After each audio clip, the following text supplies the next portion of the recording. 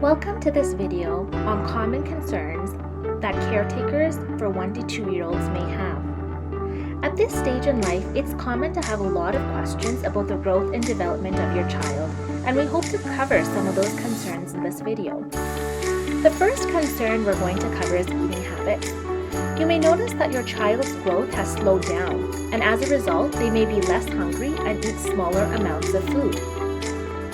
Ensure that you're giving your child healthy food choices from Canada's Food Guide. At this age, if we're looking at serving sizes, children at this age should be having up to 4 servings of vegetables and fruits, up to 3 servings of grain products, up to 2 servings of milk and alternatives, and up to 1 serving of meat and alternatives. Introduce your child to new foods, but make sure to cut or peel or grate them so it's not a choking hazard. They should also be eating a lot of iron-rich foods, and they still need to be getting their daily requirement of vitamin D. This is also a great age to start introducing your child to using a spoon and fork and drinking from a cup instead of a bottle. If you're breastfeeding your child, your breast milk meets all the milk needs they need.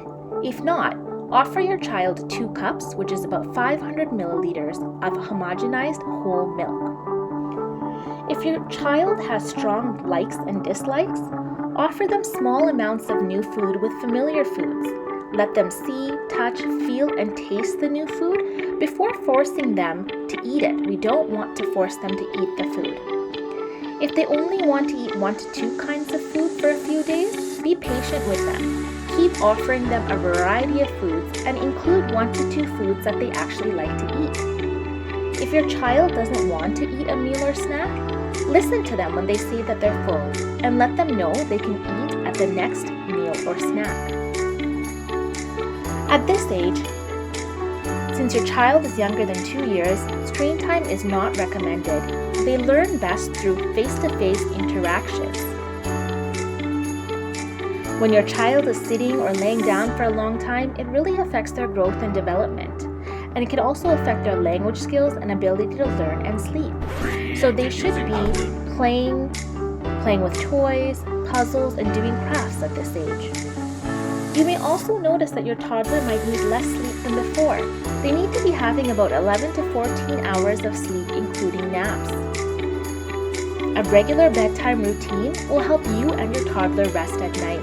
So end your days with time for quiet and calm activities like a bedtime story.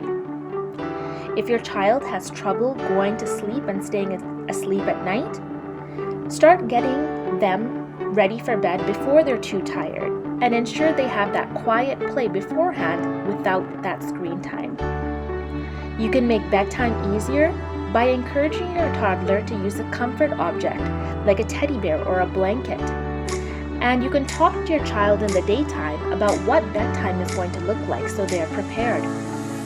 At this point, your child probably may not need their morning naps, but they should continue to have a 1 to 2 hour nap in the afternoon. You might notice that your toddler is starting to throw tantrums, which means they may cry uncontrollably, yell and thrash about, and this is simply an emotional outburst. This is how your toddler is showing you that they're feeling frustrated, tired, hungry, or maybe even rushed. If you find yourself getting frustrated with your child, take some slow, deep breaths before you go ahead and you talk to them about their reaction.